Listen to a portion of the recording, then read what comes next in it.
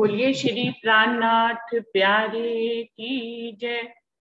बोलिए श्री सद्गुरु महाराज की जय। प्रथम लागू दो चरण को, धनी न छुड़ाइयो खीन।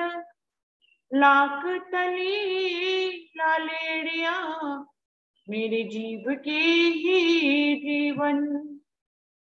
इन पांव तले पड़ी रहूं, धनी नजर खोलो बातून। पलना वालों निरखो नेत्रे, मेरे जीव के ही जीवन, मेरे जीव के ही जीवन। चर्चा प्रारंभ होत है, सुनो साथ चित दे।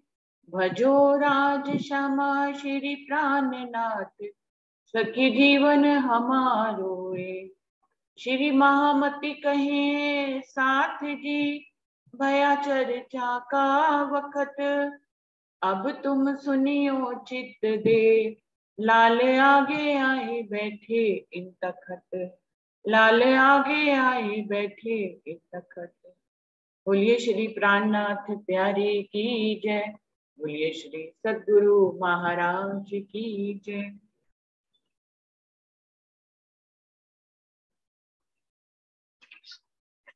बीतक साहब वाणी का सुंदर साथ जी 60वां प्रकरण चल रहा है, जिसकी 32 चौपाई हो गई थी।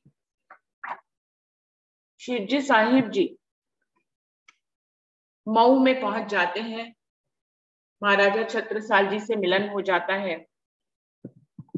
अफगन खान की सेना ने, औरंगजेब की सेना ने आक्रमण किया हुआ है और महाराजा छत्रसाल जी शिरजी साहिब जी का दर्शन करने आते हैं और कहते हैं कि शायद ये मेरा पहला या अंतिम दर्शन हो आपको, क्योंकि उसके पास तो 8000 की सेना है और मेरे पास तो सिर्फ 1000 ही सैनिक है, और उसमें भी उनके पास 3000 घुड़सवार सेना है और हम सब पैदल पे ही हैं। मैं युद्ध जीत पाता हूँ या नहीं जीत पाता हूँ पता नहीं। शिरजी साहिब जी आशीर्वाद के रूप में रुमाल महाराजा छत्रसाल जी को देते हैं और उनकी तलवार पर ही अपनी दिव्य दृष्टि डालते हैं आशीर्वाद के रूप में, और कहते हैं कि तुम्हारी इच्छा पूर्ण होगी। तो इस प्रकार से शिरजी साहिब जी स्वयं ही महाराजा छत्रसाल जी को आशीर्वाद देते हैं और महाराजा छत्रसाल जी युद्ध के लिए अपने सैनिकों के साथ चल देते हैं। इन समय लोग लश्कर के कहें जो हम ए पावे फतेह, तो यही हमारा हक है, लोग मांगे ए माजते। सैनिक सोचते हैं कि इतनी बड़ी सेना है, उनके सामने हम टिक पाते हैं या नहीं टिक पाते, और कहते हैं कि यदि हम ये युद्ध जीत गए तो हम मानेंगे कि यही अक्षरातीत है, क्योंकि दुनिया को पूर्ण पावन परमात्मा की वैसे तो पहचान नहीं हो पाती है, लेकिन हर कोई चमत्कार जरूर मांगता है। जब उससे फतेह करके आए श्री महाराज, तब लोगों ने कहा बिना श्री राज ना होए एक काम। महाराजा छत्रसाल जी ये युद्ध जीत जाते हैं। औरंगजेब को भी एहसास हो जाता है कि महाराजा छत्रसाल जी के पीछे कोई दिव्य दृष्टि है, जिसके कारण से वो 1000 सैनिकों के साथ भी वो युद्ध जीत गए। आशीर्वाद देते समय शिरजी साहिब जी ने वैसे ही कहा था कि आप इस तलवार से किसी का भी वध मत करिएगा। बस महाराजा छत्रसाल जी ने जैसे ही वो युद्ध मैदान में पहुंचे, उन्होंने अपनी तलवार को सूरज की किरणों के सामने किया और औरंगजेब की सेना आपस में ही लड़ मर के खत्म हो गई। तो ये आशीर्वाद के बिना कुछ नहीं हुआ। महाराजा छत्रसाल जी ने जब आक्रमण किया था तो ऐसे समय में औरंगजेब की सेना जो है वो मस्त थी। उनको लगा था कि ये लोग इनके सामने जो है आएंगे नहीं, टिक नहीं पाएंगे, उनके पास सैनिक बहुत कम है, वो अपने राग रंग में मस्त थे। ऐसे में महाराजा छत्रसाल जी उनके ऊपर आक्रमण कर देते हैं। तो जैसे ही वो अपनी तलवार से उनको अफगन खान को लेते हैं तलवार के सामने कि वो तलवार के वार को बचा लेते हैं, लेकिन वो अपनी तलवार जैसे ही महाराजा छत्रसाल जी के ऊपर मारने लगते हैं कि पीछे से ऐसा एहसास होता है, महाराजा छत्रसाल जी खुद देखते हैं कि किसी ने उसकी तलवार छीन ली, तो उसके हाथ से वो तलवार गिर जाती है। महाराजा छत्रसाल जी को याद आता है कि शिरजी साहिब जी ने कहा था कि मैं तुम्हारे साथ अब आज के बाद हर पल हर घड़ी रहूंगा। उनको एहसास होता है शिरजी साहिब जी के वहां होने का, कि अफगान खान जो इतना बड़ा योद्धा है, उसके हाथ से तलवार भला कैसे छूट जाएगी? सोचने वाली बात है। ऐसे स्पष्ट दिख रहा था जैसे उसकी तलवार, उसके हाथ को किसी ने रोक लिया और उसकी तलवार को छीनकर फेंक दिया। तो महाराजा छत्रसाल जी भी पहले से ही शिरडी साहिब जी को अक्षरातीत अपने दिल में माने हुए हैं, और उनकी इस लीला से कि मैं हर पल हर घड़ी तुम्हारे साथ रहूंगा, उनका विश्वास और पक्का हो जाता है। और सुंदर साथ जी, महाराजा छत्रसाल जी की सेना जो है, इस युद्ध को जीत कर शिरडी साहिब जी के चरणों में वापस आ जाती है। फिर श्री महाराजे देखिया, तब सब लोग कहते हैं कि ये अक्षरातीत के आशीर्वाद के बिना ये काम संभव नहीं था। उनका ही ये चमत्कार है कि हम 1000 सैनिकों की सेना जो है 8000 सैनिकों से जीत कर वापस आ गई। तो सभी को, महाराजा छत्रसाल जी को नहीं बल्कि उनके राज्य के और सब लोगों को भी ये विश्वास हो जाता है कि ये इनकी ही मेहर से हुआ है, इनकी ही कृपा से हुआ है। फिर श्री महाराजे देखिया, पट जो तारतम, अब व्यवहार छूटत मुझसे जाग खड़ी आतम। तारतम पट, चरचनी का पक्ष भी यहाँ पर बताया गया है। उसके बाद जब चरचनी यानी कि तारतम पट के माध्यम से इस काल माया के ब्रह्मांड में पाताल से लेकर बैकुंठ से आगे जहां से ये खेल शुरू हुआ, अव्याकृत ब्रह्म, सबलिक ब्रह्म, केवल सत्स्वरूप ब्रह्म और फिर परमधाम तक की सारी बातें जब महाराजा छत्रसाल जी पट से, चरचनी पट से जब समझ जाते हैं, तो वो कहते हैं अब व्यवहार छूटत मुझसे जाग खड़ी आत्म। उनकी आत्मा जागृत हो जाती है। उनको लगता है, शिवजी साहिब जी से कहते हैं कि अब मुझसे कार्य व्यवहार छूट जाएगा, मुझे लगता है कि मैं अब दुनिया का कोई भी कार्य नहीं कर पाऊंगा। मऊ सेती परना मिले, पहुंचे शिवजी साहिब, मजली ने पहचानिया, सेवा करी तब। जब मऊ में थे तो देव कुंवरी उनके साथ थी महाराजा छत्रसाल जी के, तो वो भी शिवजी साहिब जी की पहचान करती हैं और उनका दर्शन करती हैं, आशीर्वाद लेती हैं।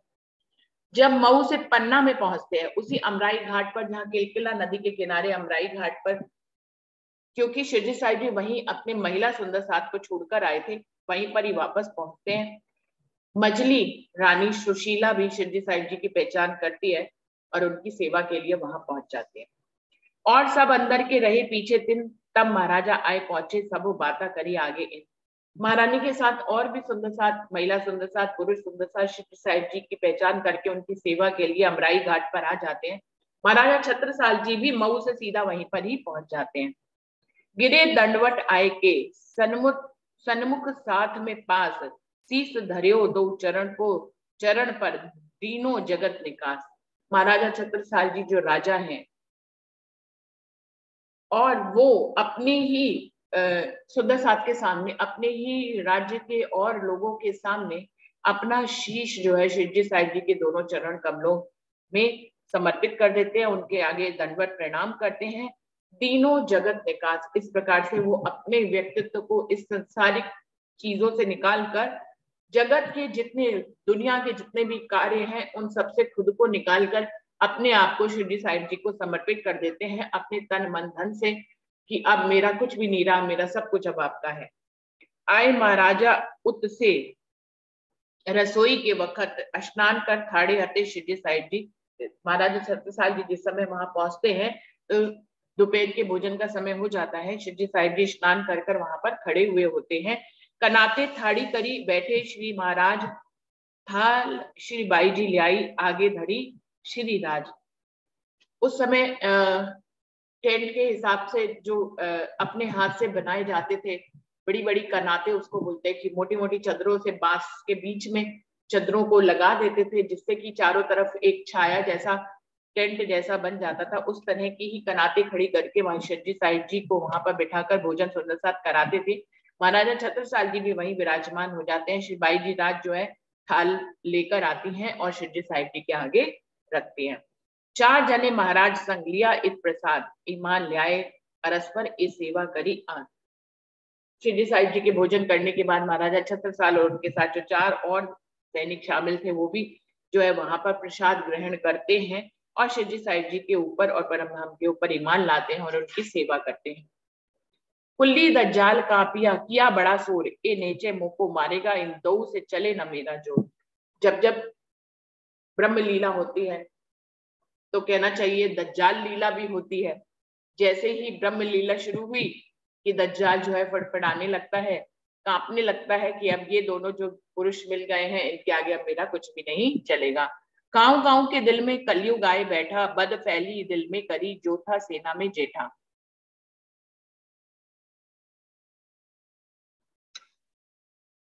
तो दज्जाल क्या होता है, कमजोर ईमान वाले लोगों के दिल में पहले अपनी जगह बनाता है। उसको पता होता है कि इसको ईमान से डिगाया जा सकता है।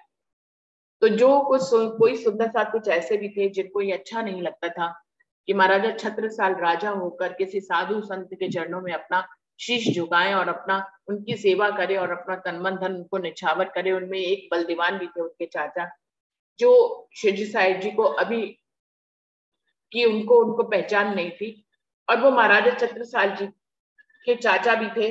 और महाराजा छत्रसाल उनके बड़े होने के कारण उनसे हर बात सलाह मशवरा करके ही किया करते थे। उनके ही दिल में दज्जाल बैठा कर लेता है और उनको ये सब कुछ अच्छा नहीं लगता है।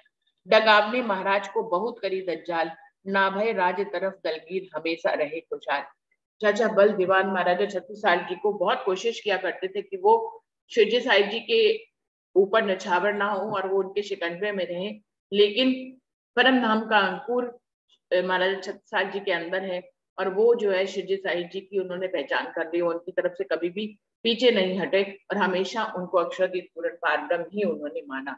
हिम्मत पर्वत सिंह और शाहरूख और नारायण दास और सकत सिंह अनूप और ईमान लियाए एजो दुर्गधान, जगत सिंह सुन दौड़िया इलाए ईमान।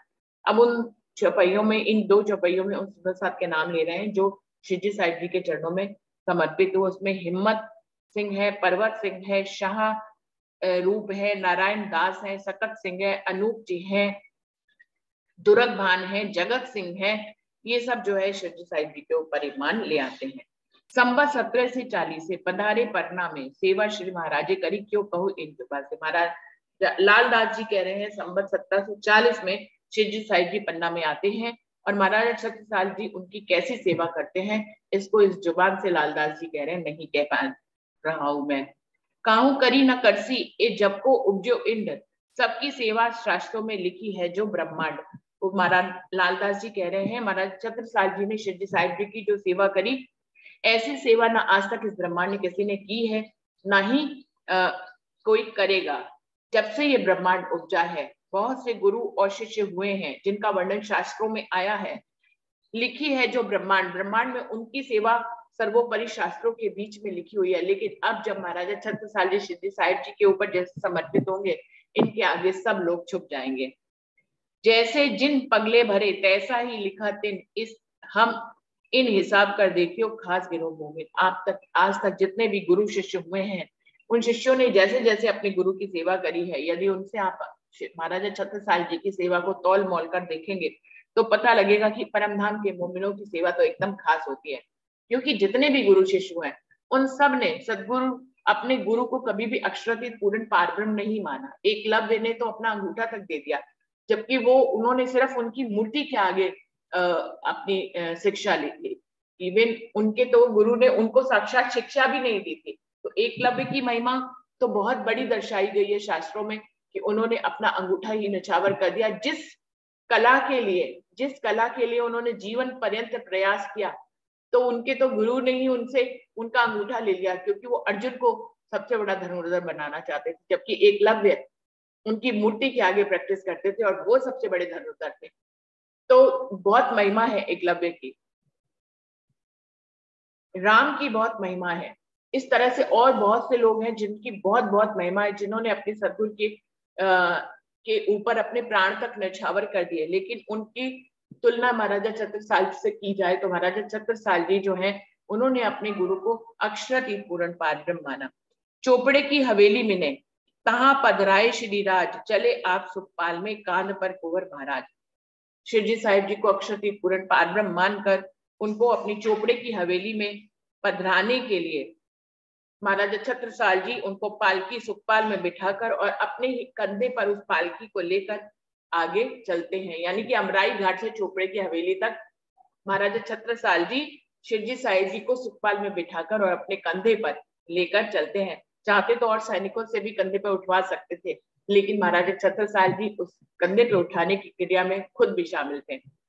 सुखपाल धरी आए जाए द्वार पे, अत उछरंग होए चले आप भीतर को, दिन मान्यो सुफल जो होए। महाराजा छत्रसाल जी जो है शिवजी साहिब जी के सुखपाल को द्वार पर ही चोपड़े की हवेली के द्वार पर उतारते हैं। बहुत ही उछरंग खुशहाल होकर भीतर की तरफ उनको लेके चलते हैं। दिन मान्या सुफल जो, आज का दिन धन धन है जो अक्षरातीत पूर्ण पारब्रह्म मेरे घर में पधारे हैं। भीतर जाते द्वार में रानी मजली ने आए, किया पावड़ा साड़ी को अत प्रेम दिल में ले आए। सुशीला जो है शिवजी साहिब जी के आगे अपनी साड़ी का पावड़ा करती है कि इस पे ही चलकर मेरे धनी जो है सिंहासन तक पहुंचे, और बड़े प्रेम से उनकी भी समर्पण की भावना यहाँ पे दिखाई है कि राजकुमारियां जो होती है कहाँ किसी के सामने अपनी साड़ी को उतारकर उसका पावड़ा करती है। अक्षरातीत पूर्ण पारब्रह्म के सामने अपनी साड़ी का पावड़ा करना ये बहुत बड़ी महिमा का उदाहरण यहाँ पर सुशीला रानी प्रस्तुत करती हैं कि शिवजी साहिब जी के पावड़े के लिए वो अपनी साड़ी बिछाती हैं। उनके दिल में बहुत ही प्रेम भरा हुआ है शिवजी साहिब जी के लिए। तब महाराजा एक कही, तू मेरे आगे क्यों होए, यो कही उठाई साड़ी को, किया पावड़ा पाक को सोए। महाराजा छत्रसाल जी को लगता है कि मेरी रानी तो मुझसे आगे हो गई, तो उनकी साड़ी को उठाकर अपनी पाग का पावड़ा करते हैं। महाराजा छत्रसाल जी राजा हैं, क्षत्रिय हैं। क्षत्रिय लोग कभी किसी के सामने अपनी पाग उतार कर नहीं रखते हैं, पाग उनका सम्मान होती है। ऐसे में अपनी पाग को यानी कि अपने अहंकार को बिल्कुल पूरी तरह से त्यागते हुए महाराजा छत्रसाल जी अपना पाग का पावड़ा बिछाते हैं। ये भी इस ब्रह्मांड में सबसे बड़ी बात थी कि अपने अहंकार को पूरी तरह से शिवजी साहिब जी के ऊपर समर्पित कर देते हैं। कोई भी अहंकार का कोई भी भाव मैं पना महाराजा छत्रसाल जी के अंदर अब नहीं है, जबकि वो राजा है। लेकिन अभी सिंहासन और शिवजी साहिब जी के सिंहासन तक पहुंचने में उनकी पाक का पावड़ा खत्म हो जाता है। शिवजी साहिब जी ने जो मजली रानी के दिल में भाव था उसको भी पूरा करने के लिए अपनी मेहर से ऐसा किया कि उनको भी साड़ी बिछानी ही पड़ गई। पलंग बीच में जाएगा रही कछुक पास, तहां बिछाई साड़ी को बैठे सिंहासन खास। इस प्रकार से वहां पर साड़ी का पावड़ा बिछाते हैं और फिर वो सिंहासन तक पहुंच पाते हैं। दोनों की मन की इच्छाओं को इच्छाएं पूरी हो गई। सुशीला रानी भी जो है अपने साड़ी का पावड़ा उनका भी शिवजी साहिब जी ने इस्तेमाल कर लिया, और महाराज छत्रसाल जी की पाक का पावड़ा भी उन्होंने उसके ऊपर भी वो चल के सिंहासन तक पहुंचे। अपनो आपो सब दियो और दियो सब साज, आरती निछावर करके कई धन धन दिन है आज। यही पूर्ण ब्रह्म से न्यारे आनंद अखंड अपार जो हम लोग आरती से पहले बोलते हैं वो यहीं पर ही उतरी। महाराजा छत्रसाल जी ने अपना आपा सब दिया, अपना पूर्ण तन मन धन जो है पूरी तरह से निछावर कर दिया और दियो सब साज। शिवजी साहिब जी को ही कहते हैं, अब आप ही इसी राज्य के राजा हैं। आरती निछावर करके और अपना तन मन धन निछावर करके शिवजी साहिब जी की आरती करते हैं। कई धन धन दिन है आज का दिन, बहुत बहुत धन धन है। यही टीका यही पावड़ो यही निछावर आए, श्री प्राणनाथ के चरण पर छत्ता बले बले जाए।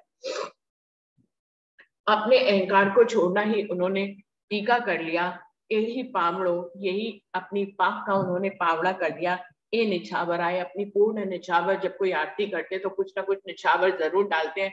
हम सब लोग तो कुछ निछावर कर नहीं पाते, तो हम लोग जो है 100 का नोट या 50 या 51 201 जिसकी जितना इच्छा होती है उस हिसाब से निछावर डालते हैं। महाराजा छत्रसाल जी से सीख लेनी चाहिए, जिन्होंने एक आरती पहली ही आरती के साथ अपना तन मन धन निछावर कर दिया कि धनी अब तुम जो आज्ञा करोगे, जैसे आप हमें इस्तेमाल करना चाहो आप करो, हम तो अब आपके हो गए। इस प्रकार से अपनी निछावर देकर महाराजा छत्रसाल जी प्राणनाथ जी के चरणों पे निछावर हो जाते हैं। छत्ता बलि बलि जाए, बारी बारी जाते हैं कि अक्षरातीत पूर्ण पारब्रह्म मेरे घर में विराजमान हुए। शिरबाई जी को जोड़े राज के बिठाई कर सने, कहनी में ना आभई लगी जुगल सो सने। उन्होंने जो आरती उठाई, सबसे बड़ी बात है कि उन्होंने जुगल स्वरूप की आरती उठाई। बाई जुराज को शिवजी साहिब जी के बगल में बिठाते हैं और फिर उनकी आरती उतारते हैं। इस प्रकार से महाराजा छत्रसाल जी, माना कि उनको ये पहचान है कि छत्रसाल जी शिव जी साहिब जी के अंदर ही युगल स्वरूप विराजमान है, लेकिन जाहिर रूप में वो बाईजू राज को ये स्थान देते हैं और युगल स्वरूप की आरती करते हैं, युगल स्वरूप से उनका स्नेह हो जाता है। सात समझ के बीच में युगल धनी बैठाए, कहीं तुम साक्षात अक्षरातीत हो, हम चिन्हा तुम्हें बनाए। सभी सुंदर साथ के बीच में श्री जी साहिब जी के स्वरूप की पहचान कराते हैं, युगल स्वरूप की पहचान कराते हैं, बाई जुराज को पास में बिठाकर उनकी आरती करते हैं और सबको बताते हैं कि यही साक्षात अक्षरातीत है, ऐसा मैंने पहचान कर लिया है और आपको भी पहचान करनी चाहिए। श्री ठकरानी जी साथ संग ले पधारे मेरे घर, धनी बिना तुम्हें और देखे सो नहीं मिसल मातवर। महाराजा छत्रसाल जी सबके सामने कहते हैं श्री ठकरानी जी को लेकर वो मेरे घर में पधारे हैं और भी सुंदर साथ को लेकर आए हैं। आपको अक्षरातीत पूर्ण पार ब्रह्म और अपना धाम के धनी के अलावा तुम्हें अगर यदि कोई कोई कुछ और देखता है तो वो परम धाम की आत्मा नहीं है। अब तो कछु ना हमारो, अब तो कछु ना हमारो दे चुके हम शीस, आपा रहो ना आप बस करो जानो सो बख्शीश। महाराजा छत्रसाल जी कहते हैं अब हम तो अपना सब कुछ आपको समर्पित ही कर चुके हैं, हमने तो अपना शीश, अपनी पागी, अपना अहंकार, अपना रुतबा सब आपको समर्पित कर दिया है। अब हमारे पास हमारा कुछ नहीं है, जो जानो सो करो बख्शीश। अब आपकी इच्छा है, आप हमें कैसे भी इस्तेमाल कर सकते हैं। तब बोले श्री राज जी देखे राणा पातशाह सब पर, जो कछु करी करनी अंकुर की सो इत देखी हम सब। शिव जी साहिब जी यहाँ पर ये भी ऐलान करते हैं कि इस दुनिया में बहुत से राजा देखे, शिव जी साहिब जी ने तो कितने राजाओं को जगाने की कोशिश करी औरंगजेब से युद्ध करने के लिए, तो वो कह रहे हैं कितने राजा देखे, लेकिन जहां परम धाम का अंकुर है उस वो कैसी करनी करके दिखाता है, ये साक्षात यहाँ पर दिखाई दे रहा है। आगे सात संतों ने कयो गुरु शिष्य को धर्म, सो तो अब यहाँ भयो उड़ियो सबो को भरम। शिव जी साहिब जी कहते हैं आगे भी इस ब्रह्मांड में गुरु शिष्य बहुत से हुए हैं, वो आपस में कैसे एक दूसरे का धर्म पालन करते हैं, उनकी सेवा के लिए उसका सही चरित्रार्थ जो लीला हुई है वो यहाँ हुई है। महाराजा छत्रसाल जी ने गुरु शिष्य की लाज को सबसे ऊपर कर दिया है, उनके स्थान को सर्वोपरि कर दिया है कि कोई भी शिष्य अपने गुरु के ऊपर कैसे समर्पित हो सकता है। पहले दाता हम भय गुरु को दीनों से, पीछे दाता गुरु भय सब कुछ कियो बख्शी। पहले दाता हम भरे, परमात्मा से कुछ भी पाने के लिए पहले हमें सब कुछ देना पड़ता है, और जब हम सब कुछ दे देते हैं तो वो स्थिति आती है कि कुछ पाने की चाहना ही नहीं रह जाती। जब हम अपने अहंकार और अपनी मैखुदी को दे देंगे, जब हम रहेंगे ही नहीं तो हम चाहेंगे क्या। तो पहले दाता हम है, सब कुछ देना होता है। जब हम सब कुछ दे देते हैं तो कुछ मांगने की चाह ही नहीं रह जाती, और तभी धनी अक्षरातीत पूर्ण पारब्रह्म जो है सब कुछ दे देते हैं, जो उन्हें चाहा भी नहीं होता है वो उसको मिलता है। तो कह रहे हैं पहले दाता हम है गुरु को दीनो शीश। महाराजा छत्रसाल जी की चौपाई सबको याद है ही कि पहले दाता हम है गुरु को दीनो शीश, हमने गुरु को अपना शीश ही दे दिया, अपना अहंकार ही दे समर्पित कर दिया, अपनी मैं खुद ही समर्पित कर दी, अपना आपा ही खत्म कर दिया, हमने स्वयं को समर्पित कर दिया, यानी कि हम रहे ही नहीं।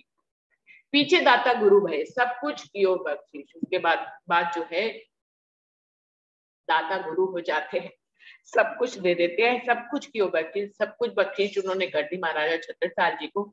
ऐसी महिमा दी जो ब्रह्म मुनियों में शिरोमणि मोमिन बने महाराजा छत्रसाल जी। अमरल मोमिन का खिताब उनको मिला कि सारी ब्रह्म सृष्टियों में सर्वोपरि महाराजा छत्रसाल जी थे, जिन्होंने श्री साहिब जी की पहचान करके अपना सब कुछ समर्पित कर दिया। बीते का एक साक्षी है गुरु ग्रंथ साहिब की, बीते का 39वां तगेगा 40वां, तब कोई होसी मरद मरद का चेला, नानक गुरु दिखावे साईं सच सच दी बेला। ये एक साखी है जो गुरु ग्रंथ साहिब की है।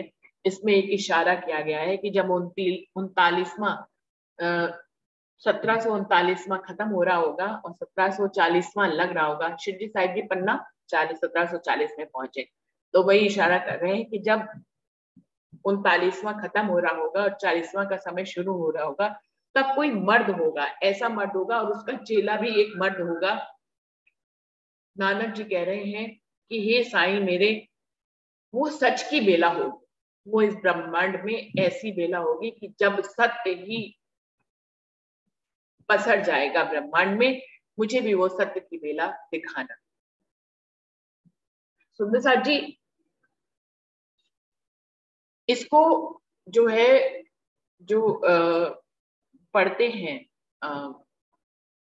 गुरु ग्रंथ साहिब को, जो सरदार सिख लोग पढ़ते हैं, वो इस चौपाई से शिवजी साहिब जी और महाराजा छत्रसाल जी के साक्षी के रूप में नहीं लेते हैं।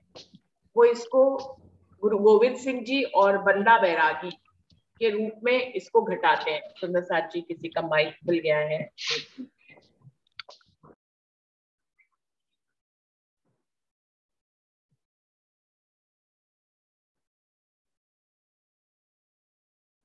वो इसको गुरु गोविंद सिंह जी और बंदा बैरागी के मिलन की बेला मानकर इसको उन्हीं पे ही घटाते हैं।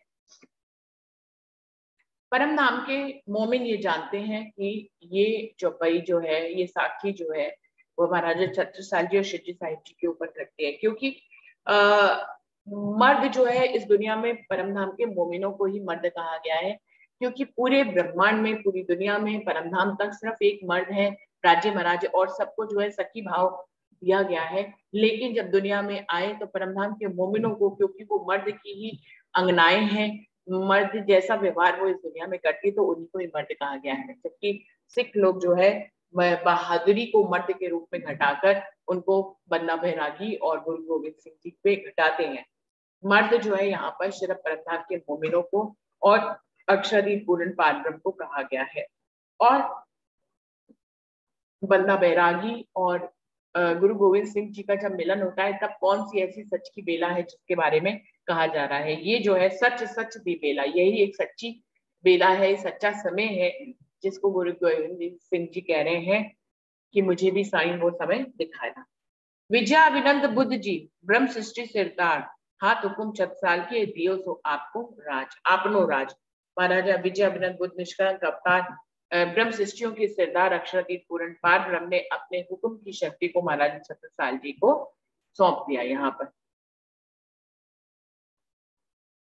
ये वैसे भी आता है चौपाई, जब शिवजी साहिब जी सिंहासन पर, चूल्हे पर विराजमान होकर घुमट जी के नीचे विराजमान हो रहे थे, तो उसमें आता है कि उन्होंने जाहिरी रूप में वाणी को सिंहासन पर विराजमान किया और अंदर से अपना हुक्म जो है महाराजा छत्रसाल जी को सौंपा था। साखी करके थाल में, साखी करके थाल ले, तिलक करियो श्री राज, भाल माई छत्रसाल के कहीं आप बैठो महाराज।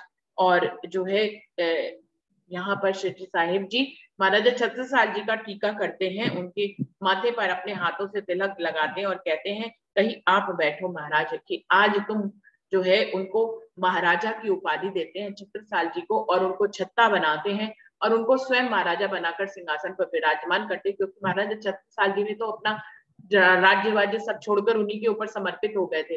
अब यहाँ पर शिरडी साहिब जी उनको टीका करके स्वयं सिंहासन पर विराजमान करते हैं और कहते हैं आज से तुम जो राज्य करोगे वो मेरी खातिर करोगे, मेरे लिए करोगे, तो मत समझना कि ये राज्य तुम कर रहे हो, क्योंकि उन्होंने तो सब कुछ पहले से ही उनको सौंप दिया। कहीं आप बैठो महाराज, उनको महाराजा बनाकर सिंहासन पर विराजमान करते हैं। बजी बधाई नृपन के करी आरती प्राण, कई सब जन महाराज जू करियो प्रणाम प्रमाण प्रणाम प्रमाण। ये आरती ऐसी है जो पूरे ब्रह्मांड के ऊपर ये धन दिन है आज। कई सब जन महाराज जू करियो प्रणाम प्रमाण। महाराजा छत्रसाल जी सबको प्रणाम करते हैं, सबके ऊपर शिरोमणि धनी उनको बना देते हैं और स्वयं ही आगा करके उनको महाराज बनाते हैं। सकुंडल शोभा भई प्रगट भई पहचान, छत्रसाल छत्ता हुआ छिपे सब सुल्तान। स्वयं अक्षरातीत जिसको शोभा दे उससे कैसी रीस है। सकुंडल को शोभा स्वयं अक्षरातीत ने ही दी है। प्रगट भई पहचान, उनकी सारे ब्रह्मांड में जो है पहचान अब फैल जाएगी। आज के बाद से महाराजा छत्रसाल जी की धूम हो जाएगी।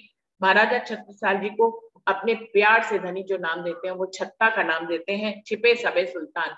और ऐसी महिमा आज से महाराजा छत्रसाल जी की होगी कि जितने भी सुल्तान होंगे सब उनकी शोभा के नीचे छुप जाएंगे। यही कारण था कि 52 लड़ाइयां औरंगजेब ने चढ़ाइयां की, महाराजा छत्रसाल से युद्ध किए, उन सभी में वो हारे और उनको एहसास हुआ कि उनके पीछे कोई दिव्य शक्ति शामिल है। छत्रसाल छत्ता हुआ कया सुंदर बाई जोए, आप दिखावत आपनी कई सकुंडल सोए। महाराजा छत्रसाल जी को छत्ता के नाम से सुशोभित किया।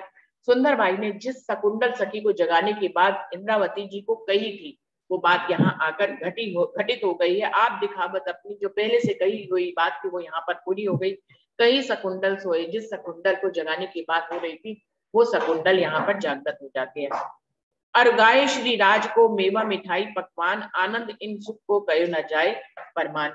ये वही समय है जहां पर महाराजा छत्रसाल जी जो है 56 तरह के व्यंजनों के साथ श्री साहिब जी को भोजन अर्गाते हैं। इसीलिए उनके मिलन वाले दिन हम लोग भी अपने मंदिरों में 56 प्रकार के भोजन का भोग लगाते हैं। फेर और बेल बुलाए भीतर लई सुखपाल, एक तरफ आप उठाए एक तरफ ठकुरानी जी हुए खुशहाल। और ये एक बार नहीं, बार बार महाराजा छत्रसाल जी शिवजी साहिब जी को सुखपाल में उठाकर अपने महल में लेकर आते थे। एक तरफ वो स्वयं उठाते थे, दूसरी तरफ सुशीला महारानी उनको उठाती थी। पधराए अपने घरों अत हेत कर प्यार, भूषण पहनाए भली भांत सो कियो बड़ो मनोहार। अपने घर में उनको पधराया, उनको अपने आभूषण बड़े प्रेम से महाराजा छत्रसाल जी ने भेंट करते हुए उनको पहनाए, और सुशीला रानी बाई जो राज को अपने आभूषण पहनाएंगी, इस प्रकार से अपना तन मन धन उनको न्यौछावर कर देते हैं।